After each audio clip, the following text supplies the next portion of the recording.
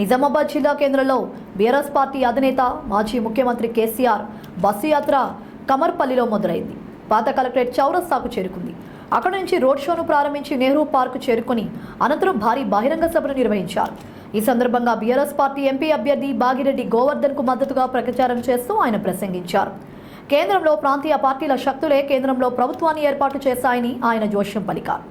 కేంద్ర ప్రభుత్వం ఏర్పాటులోని బీఆర్ఎస్ ప్రధాన పాత్ర పోషించబోతుందని పేర్కొన్నారు. అన్ని విధాలా ప్రజలకు న్యాయం జరగాలంటే పార్టీ అభ్యర్థి బాజిరెడ్డి గోవర్ధన్ భారీ మెజార్టీతో గెలిపించాలని ప్రజలకు కేసీఆర్ పిలుపునిచ్చారు.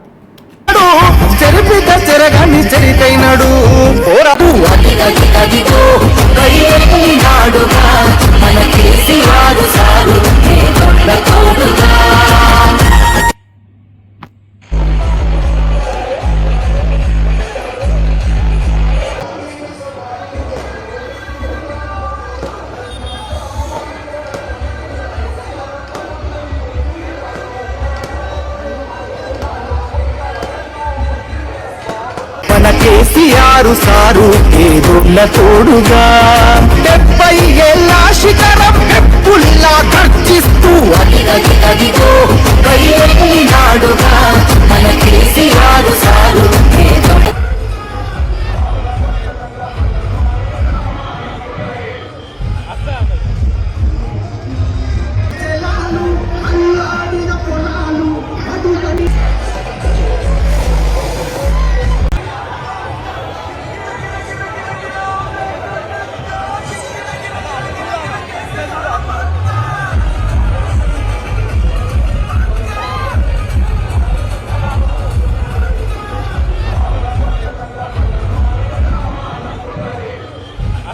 గ్యాస్ గాళ్ళు గెలిస్తే వచ్చేది ఏం లేదు.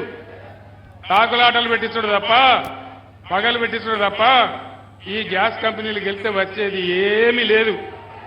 ఉన్న గోదావరి ఊసిపోతుంది. నేను ఎందుకు చెప్తున్నా అంటే నిజామాబాద్ గడ్డ నేను ఈ గులాబీ జెండా ఎత్తిన నాడు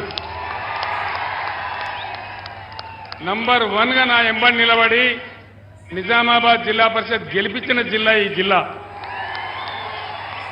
అది కేసీఆర్ చచ్చిపోయే వరకు కూడా నా గుండెల్లో ఉంటుంది. అంత అపురూపమైన విజయం ఇచ్చిన జిల్లా, ఉద్యమాన్ని ఆకాశానికి ఎత్తిన జిల్లా. మరి ఈరోజు మీ బిడ్డగా నేను చెప్తా ఉన్నా, నేను ఊరికే ఆశామాసిగా చెప్ప గోదావరి నదిని తీసుకుపోతా అని అంటున్నాడు. ఇవాళ బీజేపీ ఎంపీలు గెలిస్తే నరేంద్ర మోడీ దగ్గర చేతులు కట్టుకొని నిల్చుంటారు తప్ప నోరు తెరుతారా? మన హక్కుల గురించి తెలిసిండ్రా? నేను ఇంకొక మాట అడుగుతా ఉన్నా, ఏ రాష్ట్రంలో ఎన్ని జిల్లాలు ఉంటే ప్రతి జిల్లాకు ఒక నవోదయ పాఠశాల ఇవ్వాలి. నేను ఒక 150 ఉత్తరాలు రాసిన నరేంద్ర మోడీకి, ఇచ్చిండా? ఒక్కటి కూడా ఇయ్యలే.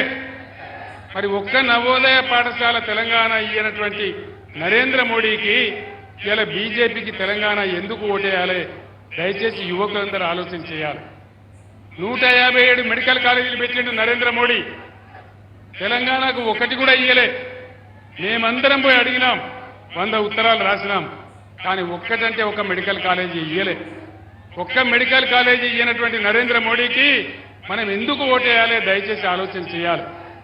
ఈ బీజేపీ వాళ్ళు గెలిచి మనకు చేసేదేంది, సాధించేదేంది, మనకు వచ్చేదేంది, ఇంతకుముందు వాళ్ళు చేసిందేంది, జరిగిందేంది ఒకసారి ఆలోచించాలని చెప్పి నేను మీకు మనవి చేస్తా ఉన్నా. నిజామాబాద్ జిల్లా ఒకప్పుడు బంగారం జిల్లా. కాంగ్రెస్ తెలుగుదేశం హయాంలో నిజామాబాద్ జిల్లాను పూర్తిగా ఎండబెట్టినారు. నిజాం సాగర్ మునుగొట్టినారు. గుత్బా అలీ సాగర్ అని చెప్తే అది కూడా సరిగ్గా రాలేదు. తెలంగాణ వచ్చిన తర్వాత బ్రహ్మాండంగా నిజాం సాగర్ను మల్లన్న సాగర్కు లింక్ చేసుకున్నాం. కాళేశ్వరం నీళ్ళొచ్చినట్టు చేసుకున్నాం. శ్రీరామ్ సాగర్ పునరుజ్జీవం ప్రాజెక్టు పెట్టుకున్నాం. వరద కాలువను బ్రహ్మాండంగా రిజర్వాయర్గా మార్చుకున్నాం. ఇలా వరద కాలువ గతి ఏం చేసిండు ఈ ముఖ్యమంత్రి ఒకసారి మీరు ఆలోచించాలని చెప్పి నేను మనవి చేస్తా ఉన్నా. కరెంటు సరిగా వస్తుందా? కరెంటు కోతలున్నాయా? మరి ముఖ్యమంత్రి కాంగ్రెస్ రాజ్యమేమో మేము బ్రహ్మాండంగా ఇస్తున్నామని మాట్లాడుతున్నారు. కరెంటు కోతలున్నాయా? ఇంతకుముందు ఉండేనా? ఇప్పుడు స్టార్ట్ అయినాయా? ఈ విధంగా ఇంకో సమస్య, మిషన్ భగీరథ నీళ్ళు ఎడిపోయినాయి, బ్రహ్మాండంగా నడిచినాయి కదా.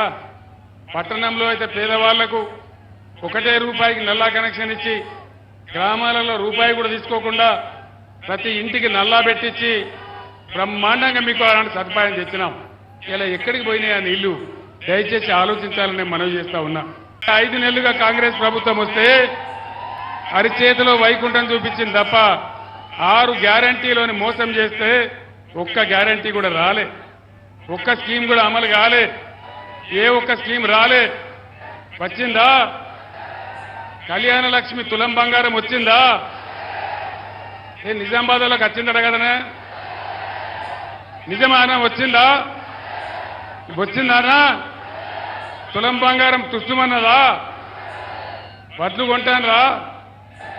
500 బోనస్ వస్తున్నదా? రాలే. బోనస్ బోగసే అయిపోయిందా? అయిపోయిందా? పాత ధర కూడా ఇస్తలేరు. టీఆర్ఎస్ గవర్నమెంట్ ఉన్నప్పుడు కొన్న ధర కూడా కనీసం వస్తలేదు. 5 నెలల నుంచి ఒక్కనికొక రూపాయి ఇస్తలేరు. 5 నెలల నుంచి మేము ఓవర్సీస్ స్కాలర్షిప్ పెట్టినాం. అంబేద్కర్ పేరు మీద, జ్యోతిరావు పూలే మీద పేరు మీద 20 లక్షల రూపాయలు ఇచ్చినాం. పేద విద్యార్థులు విదేశాలకు పోయి చదువుకోవాలని, వాళ్ళ బతుకులు బాగుపడాలని ఇవాళ అది కూడా బంద్ పెట్టినారు. కేసీఆర్ కిట్ బంద్ పెట్టినారు. సీఎంఆర్ఎఫ్ ఫండ్స్ బంద్ పెట్టినారు. చేనేత కార్మికులకు ఆర్డర్లు ఇవ్వడం లేదు. మళ్ళా తెలంగాణలో చేనేత కార్మికుల యొక్క ఆత్మహత్యలు స్టార్ట్ అయినాయి. పరిశ్రమలన్నీ తరలిపోయే పరిస్థితి వస్తూ ఉంది. మీరందరూ కూడా చూస్తూ ఉన్నారు. ఇది ఎందుకు జరుగుతూ ఉంది? 5 నెలలనే ఎందుకు మారిపోయింది? ఇది కాంగ్రెస్ ప్రభుత్వం యొక్క అసమర్థత కాదా? వీళ్ళు ఏళ్తారా? వీళ్ళు నడిపిస్తారా? 5 ఏళ్ళు జరుగుతుందా? రైతు బంధు వచ్చిందా? రాలేదా? ఇన్నేళ్ళ మోపైంది. మీకు తెలియదు, వస్తా ఉంది. స్టార్ట్ అయింది. ఏమైంది? ఎందుకు స్టార్ట్ అయింది? బంద్ అయిన రైతు బంధు ఎందుకు స్టార్ట్ అయింది? కేసీఆర్ రథం ఎక్కంగానే, కేసీఆర్ రోడ్డు మీద పడంగానే, కేసీఆర్ పిడికిలి బిగించంగానే దెబ్బకు దయ్యం వదిలింది. ఇవాళ తను రైతు బంధు ఇలా స్టార్ట్ చేస్తా ఉన్నారు. ప్రాంతీయ శక్తులు ఏర్పాటు చేసే గవర్నమెంటే వస్తుంది. అందుకోసం మనది కూడా కీలకమైన పాత్ర అవుతుంది. కాబట్టి దయచేసి ఈ రాష్ట్రంలో బీజేపీ వాళ్ళందరినీ ఓడించింది బీఆర్ఎస్ పార్టీ, కాంగ్రెస్ పార్టీ కాదు. కాంగ్రెస్ బీజేపీ కుమ్మక్కైతాయి, రాత్రికి రాత్రి ఒకటైతాయి. ఆ మోసం కూడా చేస్తారు. కాబట్టి దయచేసి మీ అందరూ నేను కోరేది, రైతులకు ఎట్లయితే ఇలా గవర్నమెంట్ దిగొచ్చి రైతు బంద్ వేస్తున్నదో అదేవిధంగా అన్ని హామీలు అమలు కావాలంటే, కరెంటు చక్కగా రావాలంటే, విద్యార్థులకు న్యాయం జరగాలంటే, కృష్ణా గోదావరి నదుల నీళ్లు మనకే దక్కాలంటే బీఆర్ఎస్ అయితేనే పేగులు దిగేదాకా కొట్లాడుతుంది. కాబట్టి దయచేసి ఏమరపాటున ఉండకుండా బీఆర్ఎస్ అభ్యర్థి బాజిరెడ్డి గోవర్ధన్ గారిని గెలిపించాలని నేను మీ అందరినీ కోరుతూ నేను సెలవు తీసుకుంటున్నాను.